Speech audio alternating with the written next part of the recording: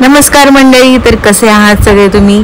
आज आम्ही आलो आहोत पुण्यामध्ये आणि खूप मोठं असं सेलिब्रेशन आहे आणि खूप स्पेशल दिवस आहे माझ्या मम्मीसाठी आणि आमच्या सर्व फॅमिली मेंबर्ससाठी। मम्मीने स्वकमाईतून गाडी घेतली आणि हा तिचा निर्णय, धाडसी निर्णय आम्हाला सर्वांनाच खूप आवडला आणि ती अशीच प्रगती करते। तुमची मोठी गाडी घेते, काय सांगता? मला खूप छान फील होतंय, खूप हॅपी आहे, आम्ही एक्साइटेड आहे गाडी बघण्यासाठी।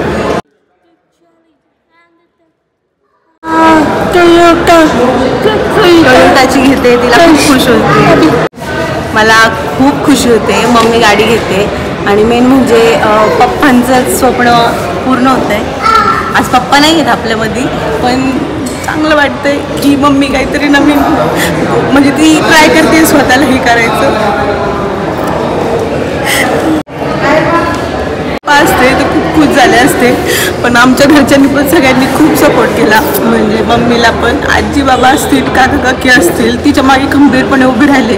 प्रितेश असतील, माझ्या दोघी बहिणी असतील, खूप सपोर्ट करतात, म्हणून आज ती ह्या स्टेजला आली आहे। म्हणजे ती डेअरिंग करते आणि धाडस करते ना, तिने गाडी घेण्याचं आणि गाडी शिकण्याचं धाडस केलं। मला त्याच्यासाठी खूप आनंद होतोय आणि सगळ्या लेडीजने असंच ब्रेव स्ट्रॉंग राहिलं पाहिजे।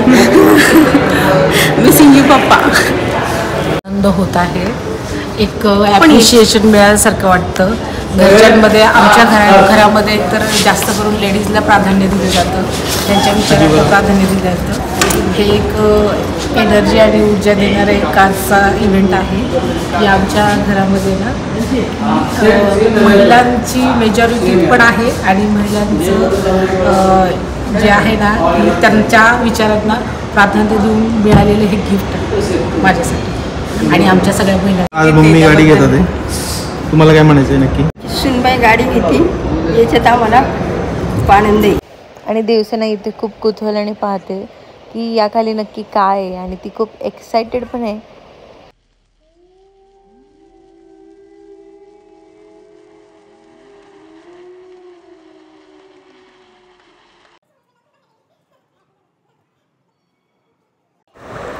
आणि शोरूमने इथे खूप छान केक अरेंज केला होता आणि डेकोरेशनही थोडंफार केलं होतं। आणि अशा पद्धतीने तुम्हाला मम्मीने घेतलेली गाडी कशी वाटली आणि तिचा हा धाडसी निर्णय कसा वाटला, सो आम्हाला कमेंटमध्ये नक्की कळवा। Bye guys.